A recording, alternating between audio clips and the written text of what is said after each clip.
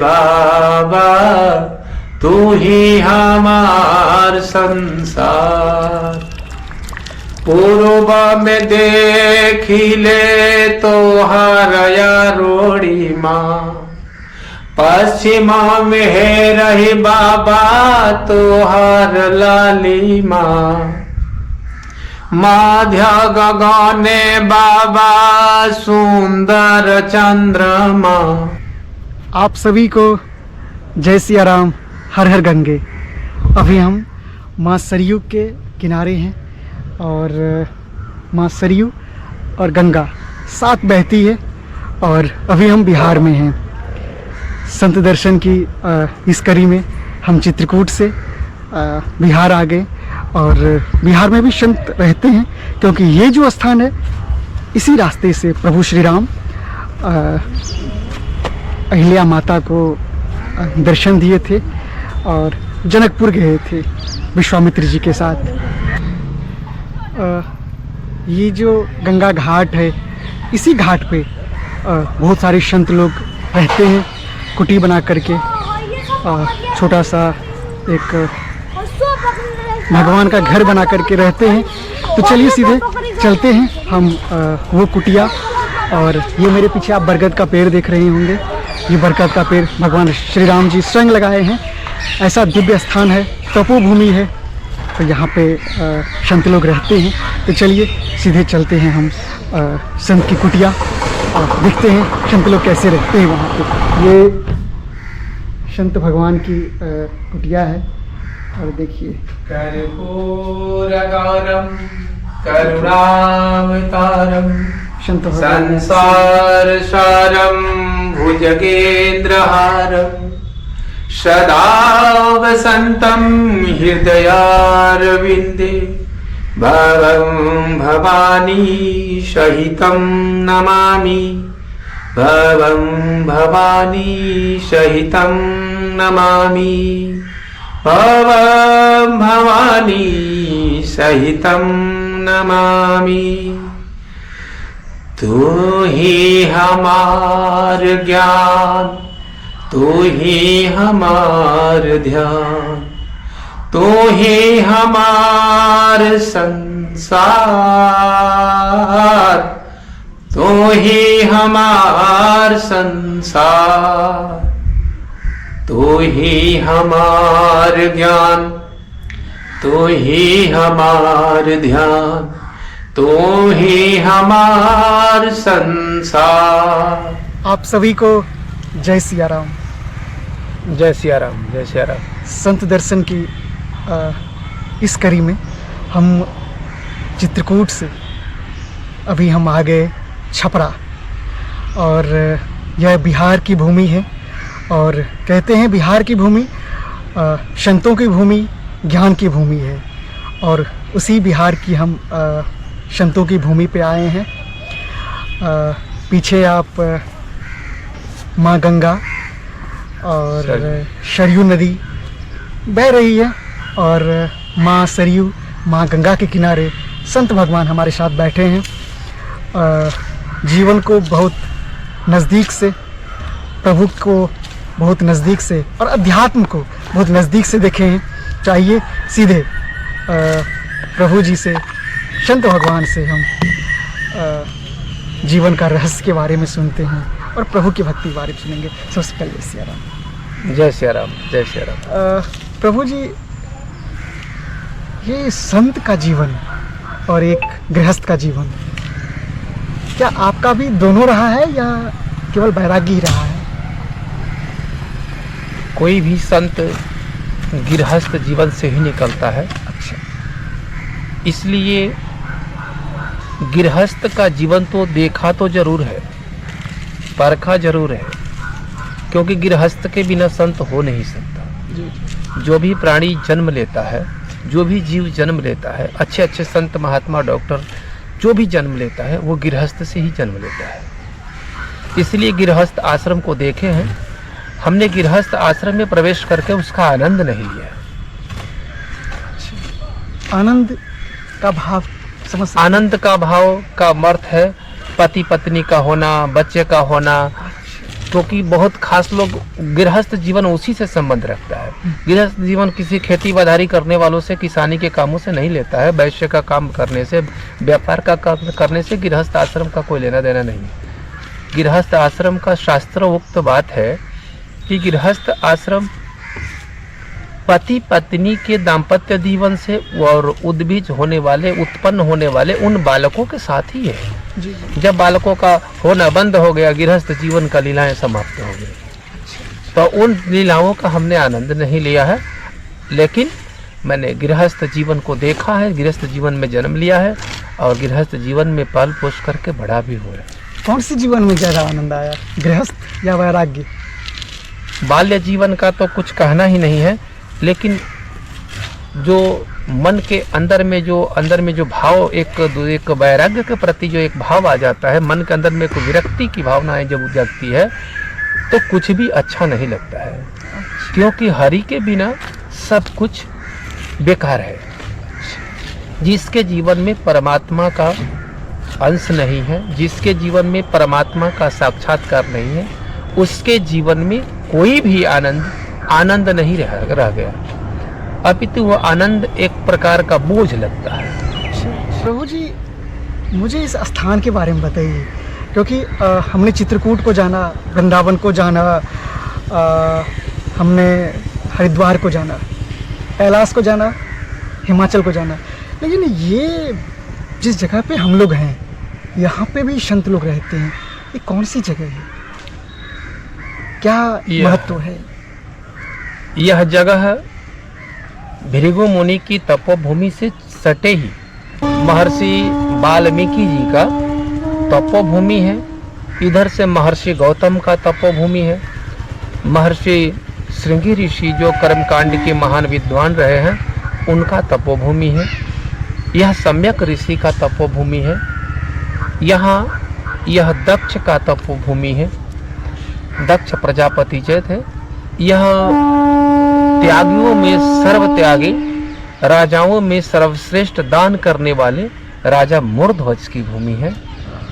और जहाँ पर अभी हम लोग बैठे हैं, इसका महत्व चाहे जितना भी गुणगान करें, हम गुणगान इसका कम पड़ जाएंगे, समय कम पड़ जाएगा, लेकिन इसकी गुणगान जो है कभी कम नहीं होंगे।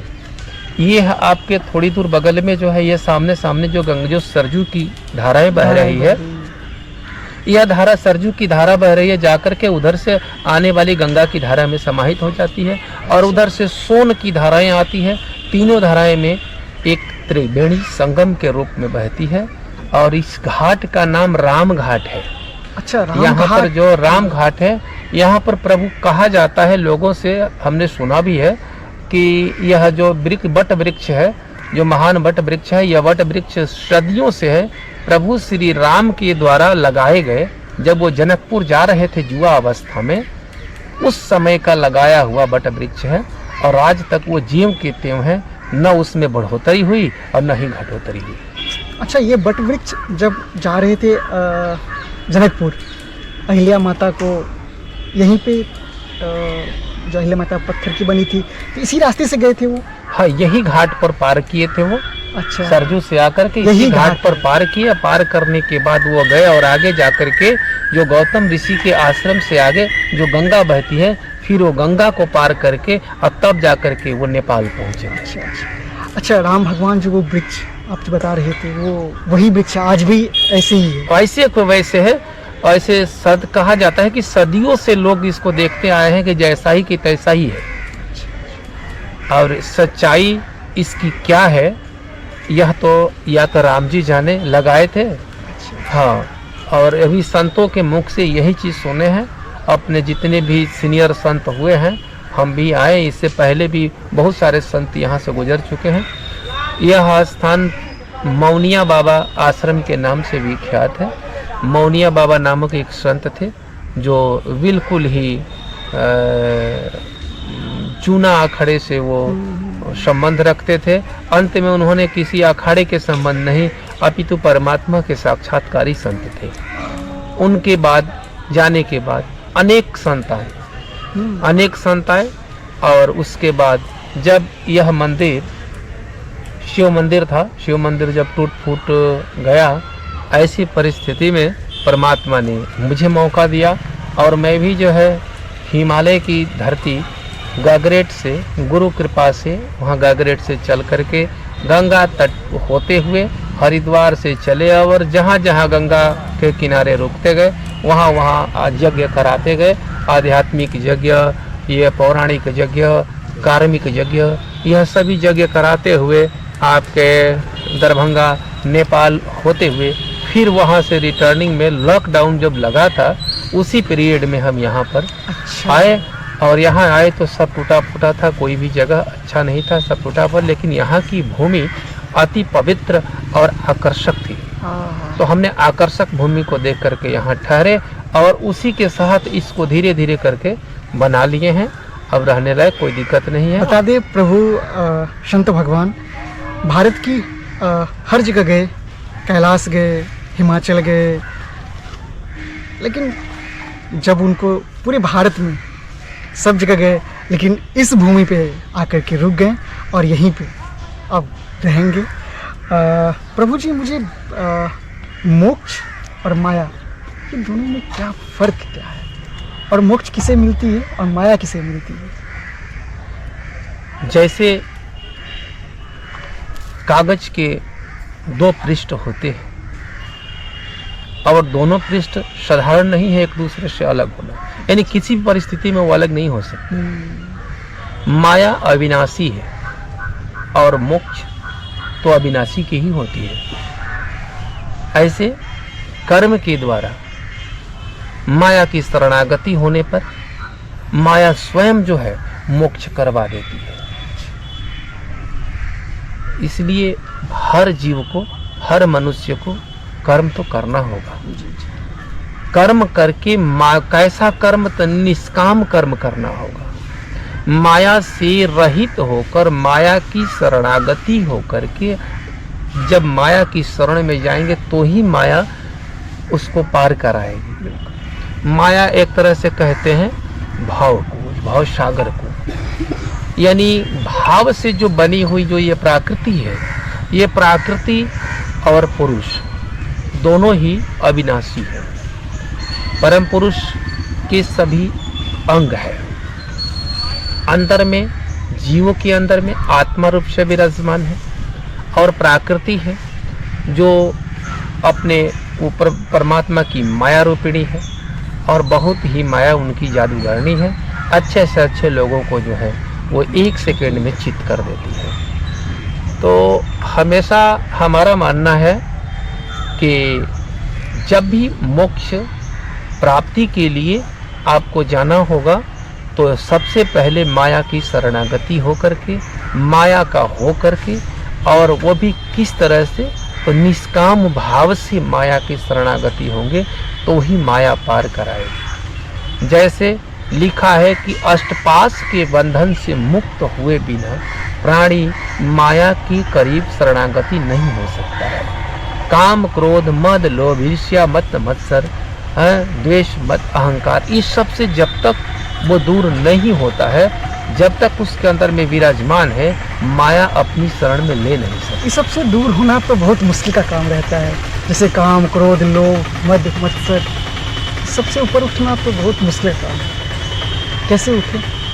इसके लिए एक सरल से उपाय है। यदि उपाय कोई कर लेता है तो उसको इससे ऊपर उठने में 2 मिनट का भी समय नहीं लगेगा। नहीं तो आजीवन बड़े बड़ी जटा लेकर, जटा धारण करके भी लोगों को मिल नहीं सकता।